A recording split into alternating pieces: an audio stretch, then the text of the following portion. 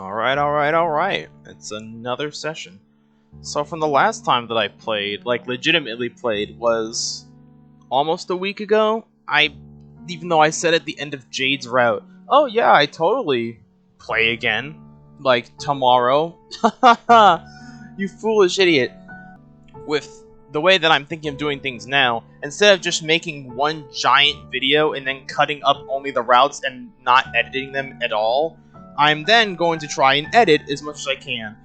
Because at this point, I mean, Pesterquest has been out for so goddamn long that if you haven't been, up to speed on Homestuck, I would definitely suggest you read Homestuck via the unofficial Homestuck collection, the best way to read the now practically defunct Homestuck, since it was completely filled up the ass with flashes that don't work anymore because Flash is dead. And then play FriendSim, and then play Hive Swap, and then play this. Don't read the epilogues. Odds are you won't like them. But overall, I did read the epilogues and I didn't mind it. But overall, yeah, if you don't know about Pesterquest or about anything involving Homestuck at this point, I would highly suggest you would do so, because it's a trip.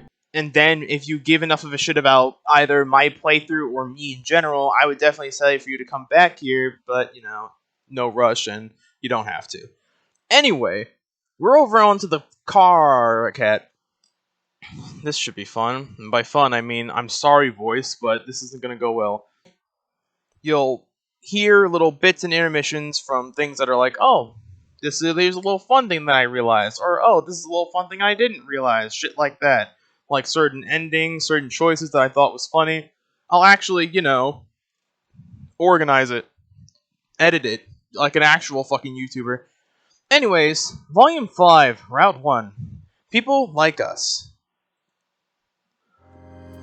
Confident that your new friends are safely sleeping off a rowdy night full of snacks, video games, and taxidermy, you turn your thoughts to dreams. Jade's dreams. That fascinating, shining place that feels familiar the way a dream does. CrossFit feels like the place you would be right now. You've got a brand new zap sense, and it hasn't failed you so far, that allows you to befriend several emotionally volatile teens in precarious home situations. These powers won't let you down. So you zap to the dream world. Turns out you can fly here. Rad! You drift around for a little bit, admiring the glittering towers, waving lazily around to all the various NPCs, until you come upon a dome with an open window. Inside, a troll boy with nubby horns and his silly outfit lies curled up in his dream bed, sleeping soundly. Aw, he looks so peaceful. You imagine it's a very peaceful troll boy, ha ha. Perhaps it should strike you as strange that you immediately know what this alien's race is, but you don't have time for that. Yeah, totally. Abruptly, the boy vanishes. Oh shit! You follow him without hesitation. Zap. Luckily, your powers are oriented to specific people rather than places. You figure it's because this is a character-driven narrative. How convenient. You find yourself in a dim respite block. There's a bookshelf and a desk and clothes hung up on pegs on the wall, but instead of a bed there's a small tub of green glue. Glue? Goo. Fuck. What? The fuck?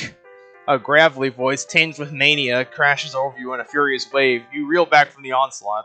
Every evening I wake up to another glorious night of the universe applying its globes directly to my face in the most hilarious and juvenile way possible.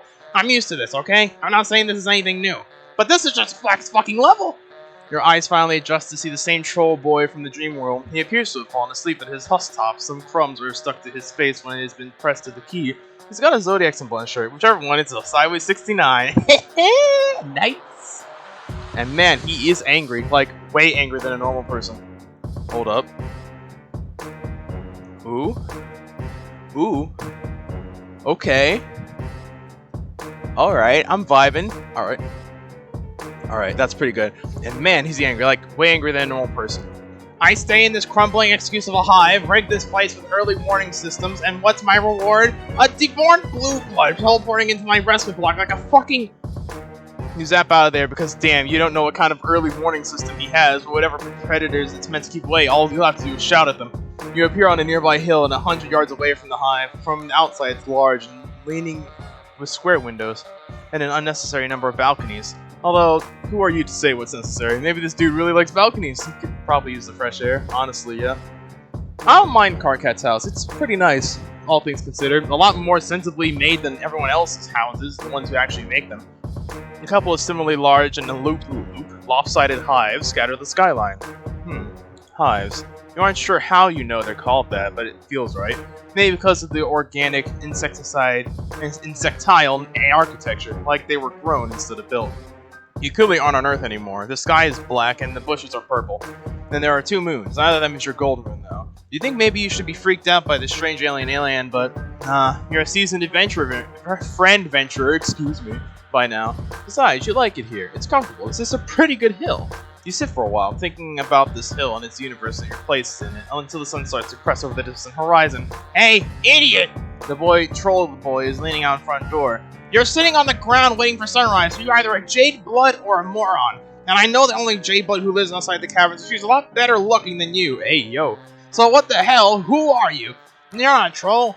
There's a substantial gap of grassy hill between the two of you, but you can hear him just fine. He has a talent for projection. You stand up and brush the dirt off your ass. He's a bit less angry now. Well, let's do the good old save. Zap right over.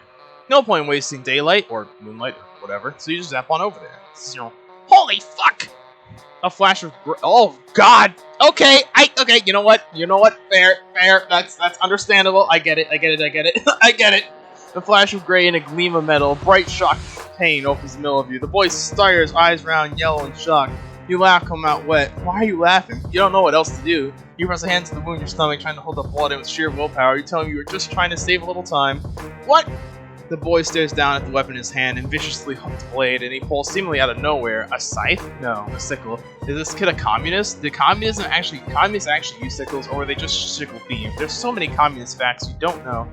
The boy the boy continues to stare at his sickle. Then he stares at your fingers. He looks back and forth. His sickle, your fingers, his sickle, your fingers, or more accurately, the blood on his sickle and your fingers. He's gapping at the turns and splashes, like he's never seen blood before. His mouth moves, but no sound comes out. He hunches over himself, like he is the one who's been gutted. You aren't sure what he does after that, because suddenly you're on your back, and all you see is the sky. Well, good job, idiot. I mean, at least your reflexes are tight, but fuck, dude. That was quick. Alright, expert. Alright, let's just take our sweet time. You walk leisurely down the hill. The heat from the rising sun washes over your back, and you speed up. The sun is bad news, you just know it. You start down the hill. Light bleeds further across the horizon, and your pace gets a little less leisurely. The troll boy crosses his arms. His shoulders are round and a slouch, like he spent a lot of time making himself smaller. His black painted claws are bitten down. You wave a little awkward hello. He rolls his eyes and grabs you by the arm, grip surprisingly strong. He tugs you underneath the shadowed overhang of a balcony. Okay, asshole. What were you doing watching me in my dream like some hornless cat's posing pervert? I can't even retreat into unconsciousness anymore. Is that it? I won't even slide into the nascent relief of death without an alien stalking me? Did one of my friends put you up to this? Was it Solix? Everybody's favorite pastime, make Karkat's life even more of a constant, effervescent shit show? You tell him, Karkat, that it's not like that. You don't know anybody named Solix, and you didn't mean to be creepy. You just found him, like how he looked, and decided to follow him home. Karkat's thick eyebrows creep over. That's kind of sus, MSP reader.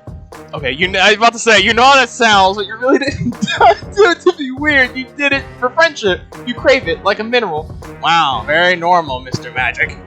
Okay, but you are magic. Okay, maybe not you specifically. You don't want to brag, but you can do some pretty magic stuff. Karkat looks incredibly dubious, and even more so than Rose had, who you might have described as politely incredulous. You consider explaining to him all the wild stuff that Jade told you about, games and destiny and stuff, and such things, but you really can't imagine what any of that has to do with this grumpy alien boy. What are the chances? You tell him you can prove it. You can bring him to visit one of his friends. You're so awesome at bringing friends together, you can visit Solix, was it? Karkat makes a noise like a tea kettle being punched. Hell no! That Nookbiter would self-immolate if I interrupted his coding. You wonder if that's a euphemism. Maybe Karkat just likes scarecrows. I don't have the energy to grub sit his freaky deformed bulges today. Okay, then where does he want to go? Does he have any more friends? I wouldn't call him a friend exactly. More like an endless burden I've been cursed by slithering eldritch gods of the outer reaches. Oh boy. If I didn't occasionally check up on him, he'd space out so far he'd hit a hard vacuum. How do we do this? You are actually not quite sure, but you don't want to backpedal and suggest to this cool, angry troll boy that you don't know what you're doing. Do I just... His hand kind of hovers near yours. Hold on. You could hold your hands, but you don't want to be too full. You can also just hold them under the armpits. You think holding me under the armpits is less weird than holding frond stumps? Yeah, sort of. Karkat puts an awkward hand on your elbow, then he frowns and pushes up your sleeve, laying 3 fingers against your bare arm. You good, dude? Yeah. Sorry, you're just kind of warm. Thank you. You tell Karkat that he is very warm too. Let's just get this over with. Try to aim for just outside the hive. His Lucius isn't around, and he's usually too stoned to even notice that the roof came down. But I don't want to startle him. Cool. Here goes. You zap somewhere pitch black and immediately blunder right into Karkat. Oh my god! Could you keep it together for a single fucking glance nugget? You aren't in Karkat's hive anymore. You appear to be in the void. Cool. The what? Get go of me! You tell Karkat that he is actually the one still holding onto you. He makes an angry noise coming from his nostrils and releases you from his clammy grasp. He moves away from you and collides with what sounds like about 17 moths all banging into each other and clattering to the ground. God fucking... Something smashes. Slurry guzzling! A shower of little noises like marbles over hardwood. What even is that? A light finally pops up above you. You appear to be in an alien broom closet with, like, alien cleaning supplies, you guess. One of the bottles just has clean written on it in permanent marker. You ask Karkat if he meant to transport the two of you into a closet. A bucket rattles as he kicks it. He yelps and jumps backwards on your foot. What the fuck, Marika? You bottom-feeding asshole! Your personal habits are almost as disgusting as your pan-rotting purple words. Why is your paling but mixed with your scrub holes? Did you figure nobody would notice? Surprise, Nooksucker, I noticed. What in the hell? Karkat breaks off, and after a moment you realize why. Heavy footsteps shuffle closer. Someone has heard the absolute rumpus tantrum that Karkat's cooking up. Oh hey, hold up, my brother. I'm hearing something in the scrubs cubby. Some squeak beast, what's all got itself trapped? The door opens a crack. Karkat grabs your arm again. Oh fuck! A shadow looms over the wall, wild hair and tall horns. Oh fuck me!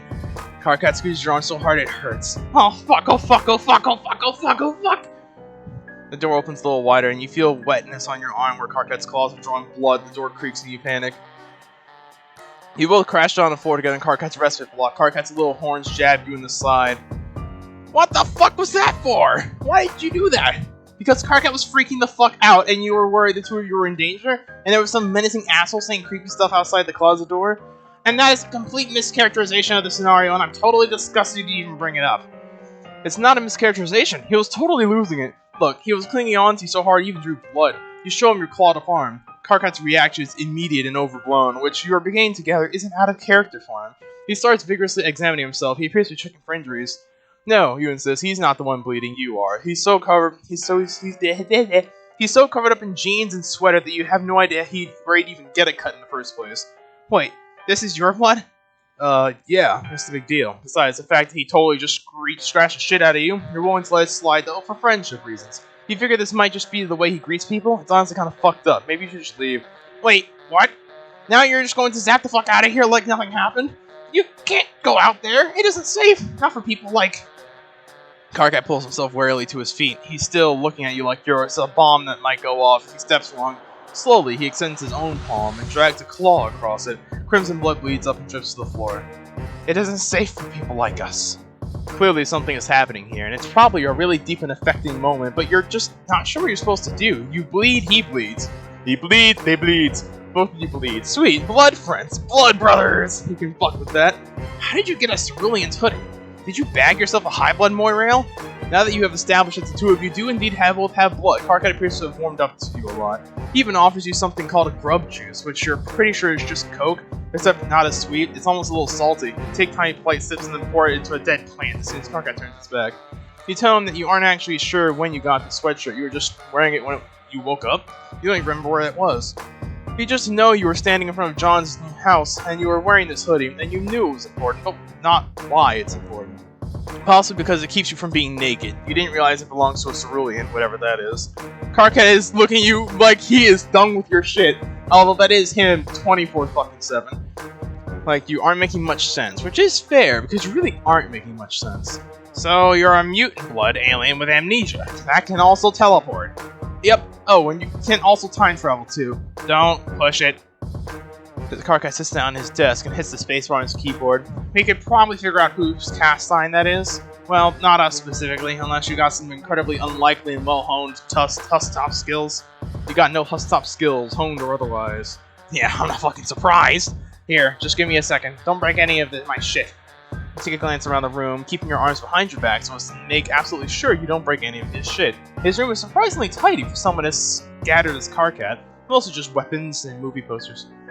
It has all the air of someone who doesn't plan to live in a place for very long. It feels temporary. Karkat is typically typing furiously with his mouth pulled to a little frown. That's his default, it appears.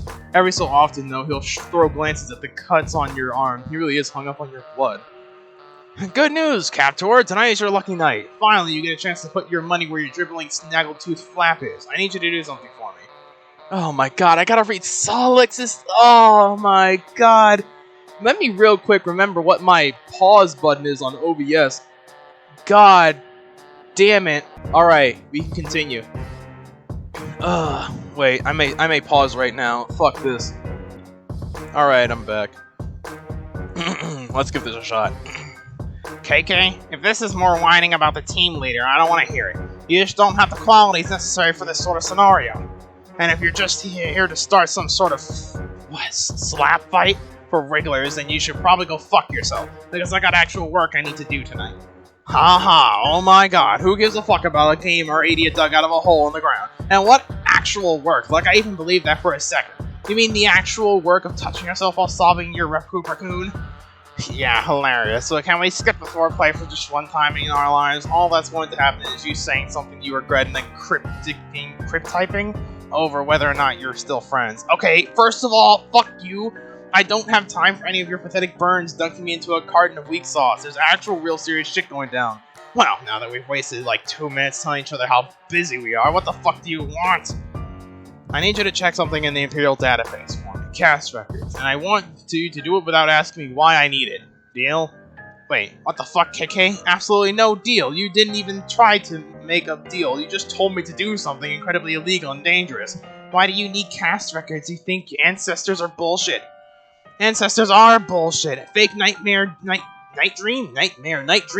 fake night dream nonsense for kids who hate themselves and want to experience a connection to something better than they are. Face the fact, bulgeweeds, there's no way any of us are descended from anybody that matters. Haha, because he is actually descended from someone who actually matters a lot. But why the hell do you want me to risk getting culled for records if it's a bunch of bullshit that doesn't matter? Might have a death wish, but I'm not suicidal.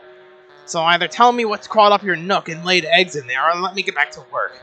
Okay, fine. I'm only telling you this because we're friends and I trust you. There's this person in my hive. Yeah, they aren't a troll. They aren't a drone either. I figure they're an alien.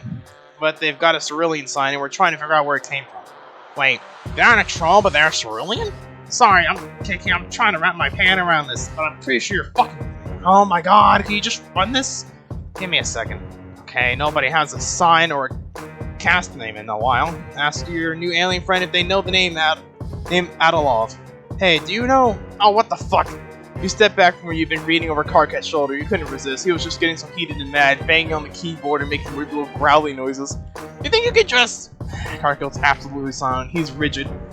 If he'd been a cat, his hair would be standing straight up. You ask him what's wrong, and he shushes you so loudly you almost fall over in shock. You strain, and in the distance you think you hear a strange static whirling.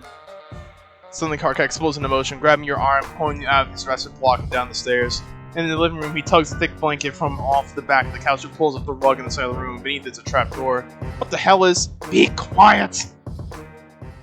His movements are quick and panicky, but also methodical. His jaw is set and his eyes are hard as it unbolts the trapdoor, gives it a hard yank and loosens it, and props it open. Beneath it is a rectangular pit in the foundation of the house, the size and shape of a shallow grave. This isn't the first time he's done this. You doubt it's even the 10th. So far, Karkat has struck you a little bit ridiculous, but now there's something fierce burning in him, something angry and distilled. The sound comes again, closer this time, and you think a hulking shadow out the window, huge and menacing and armored. Okay, Karkat out here in his peasant rags, got it.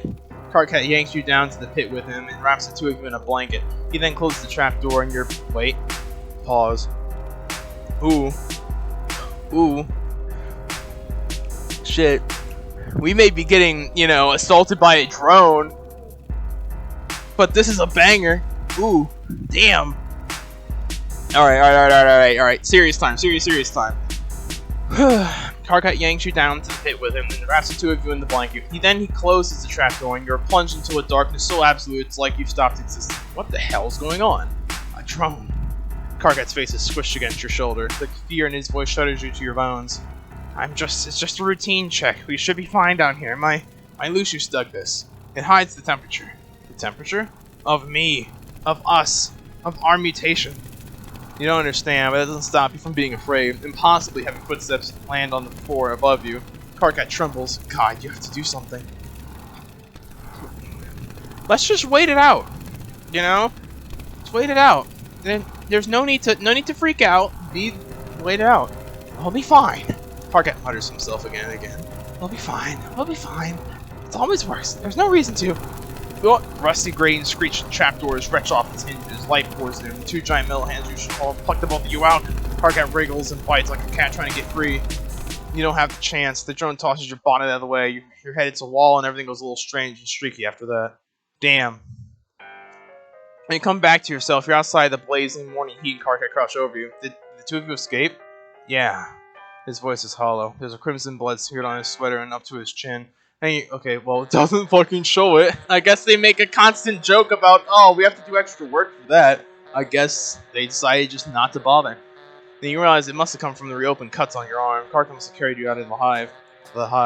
Behind you, Karkat's house is in flames. The heat of the fire combined with the heat of the sun until it feels like the two of you are staying on the edge of hell. Oh my god, did the drone do that?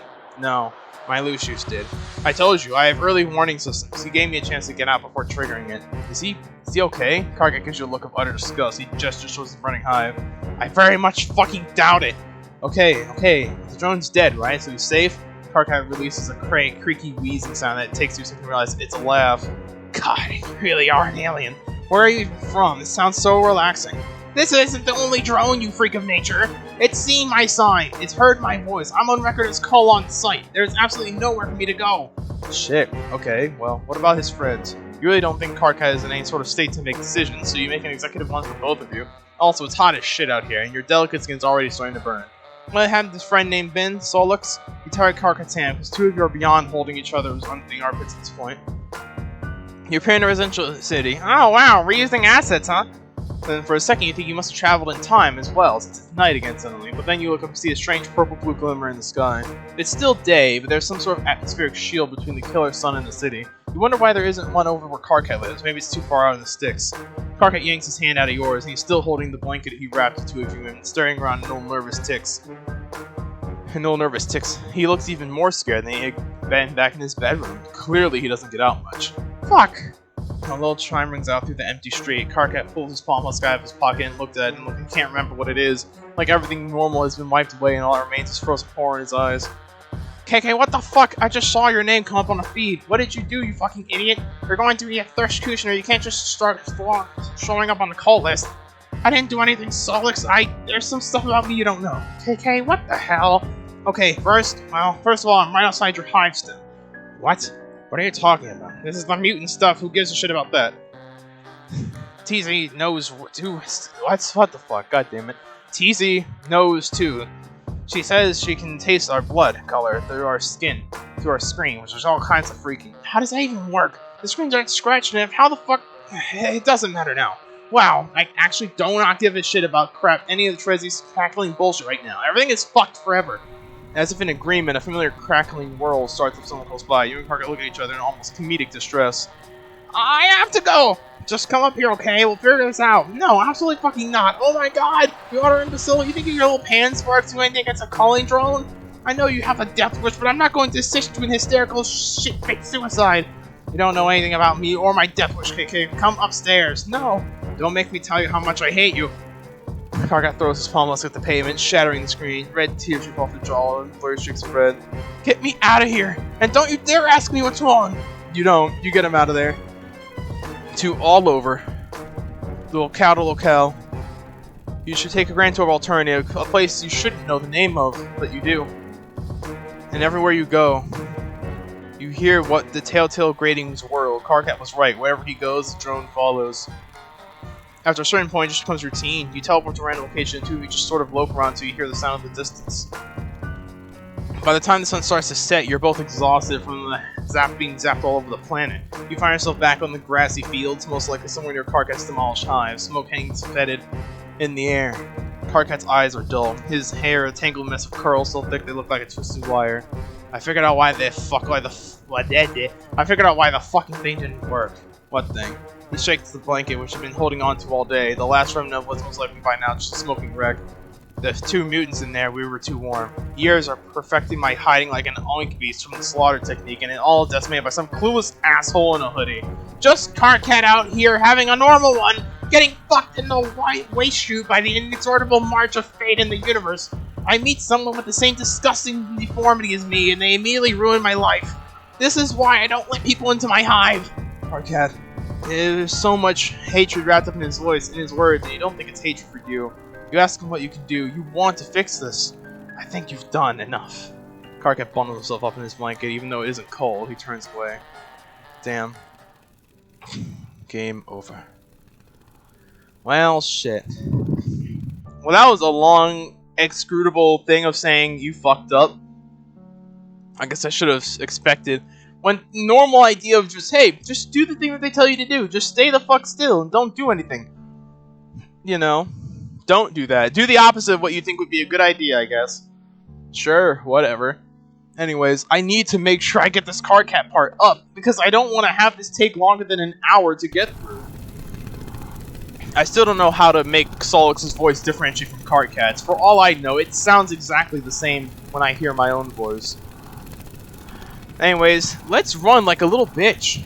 So you're a pretty tolerant kind of dude, you're generally down for whatever, but lying in a shallow grave while a troll boy digs his nubby little horns into your ribs as a mechanical monster stomps around upstairs, that's kind of a lot even for you. So you do really the only thing a responsible friend can. You get your friend the fuck out of Dodge. Oh shit, we just teleported to Dave's? It was really cool of Jade to have us all over. It felt like a birthday present, kind of, especially since all my other presents got lost in the mail. Actually, the only one that didn't get me lost was the little monsters poster my dad got me. He gave it to me a week early, almost like he knew that something weird was going to happen to the rest of my gifts. Sure, yeah, I'm happy for you, dude. Cool that your dad got you unbelievably crappy shit to you before it got thrown into literal garbage where frankly it belongs. But why are you wasting any part of our valuable word count babbling about your fucking little monsters poster? Who actually cares?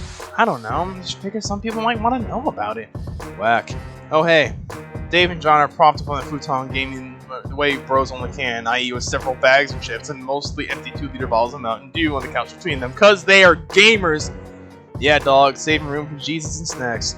Oh hey Mr. Mailman! You wave hello and you try to catch your breath. You're a little unbalanced in the brutal shift between being buried alive to a chill Texas day with just a couple guys being deers. Wait, how did they even get back from Jade's? Oh right, yeah, it turns out her dog can teleport. Wild, right? Who knew? I don't think Beck can time travel.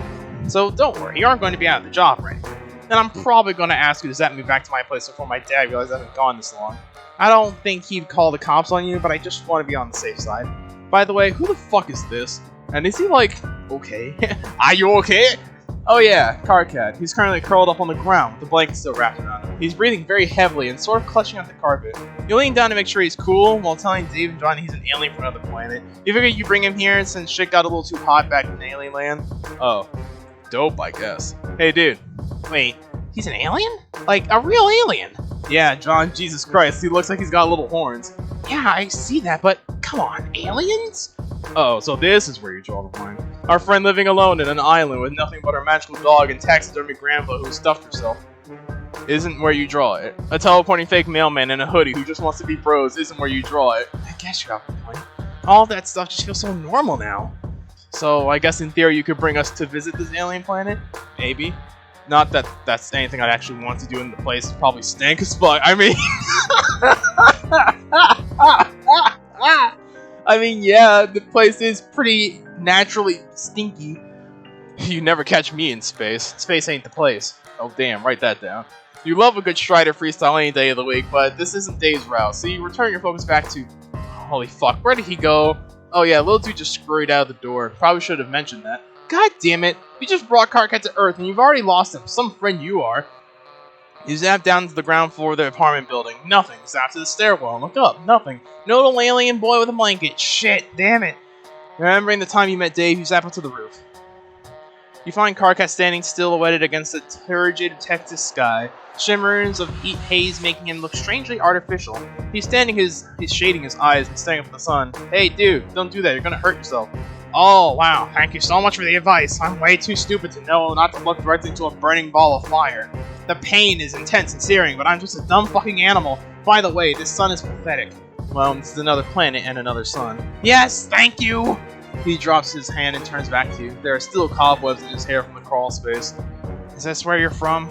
You think so. Maybe? You don't remember very much about yourself. You seem to know more about Earth than you do about Alternia. You don't remember very much about the place at all, except that it's called Alternia, apparently. This all feels... I don't know. Wrong? Or just really fucking weird. You zapped in and then dragged me out of my hive to an alien planet where the sun isn't hot enough to burn. Well, it's definitely hot enough to burn, it just takes a little longer. Shut up, I wasn't finished. Before you showed up, Solix was telling me about this game that one of his friends found. We were all supposed to play it together and, I don't know, some stuff would have happened. I don't know why it feels like that matters. I just feel... it's hard to describe. Flattened out. Yeah, I feel you. yeah, word, brother. Anyway, Dave enters stage right. You and Karkat both jump. Dave has ninja'd up the stairwell and stairs and leaning casually against the brick wall. Shit, how long has he been standing there? And where's John? Oh, he just disappeared. Wait, what? Yeah, it's weird. The swirling void wormhole just opened up in the TV and sucked him right in. What? Lol, I'm fucking with you! Ain't no way this motherfucker's like, nah, JK, out of all the bullshit that went on today, I'm fucking with you regardless. Well, I'm fucking with you. John's in the bathroom. Bad feeling for I had you for a second, didn't I? Yeah, I guess you did, you little shit. Absolutely sounds like something that could happen these past couple days. Oh yeah, hilarious. He sure got you. Also, you're pretty sure the scene moved up here so you could talk to Karkat without Dave coming in and making all this about him again. Dave adjusts the shades. Man, that is just an extremely weird thing to say. But yeah, horny dude. I mean...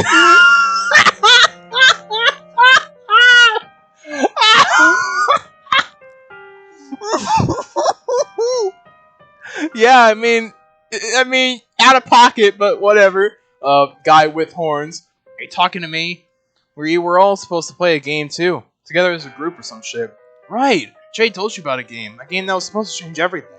It's that sort of shit that makes me get this feeling you know more about what's going on than you're telling us. You don't. You swear you don't. You have no idea why any of this is happening, or maybe not happening. There's just some stuff you seem to know, but not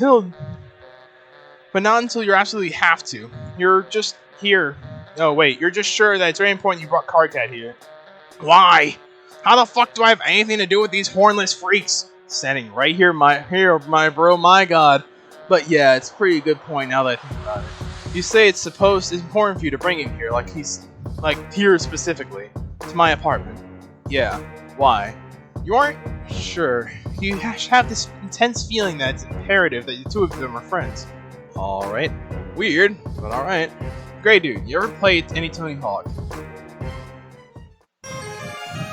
There we go. We saved him from annihilation. And he made friends with the peeps. The plot thickens. The plot thickens. Alright, so we saved Karkat and he's chilling on Earth for the moment. We'll probably zap him back to his hive and the drone will be gone and all that good shit. Very good, very good. Alright, so that's Karkat's route. Oh my god, I do not want to know how long this took. Okay, only a little over half an hour. That's not bad. At least I don't have to worry about editing that much, so we're good, we're good. Okay, next up is what? I think it was Kanya's route next. Alright, well, I'll see y'all on Kanya's route.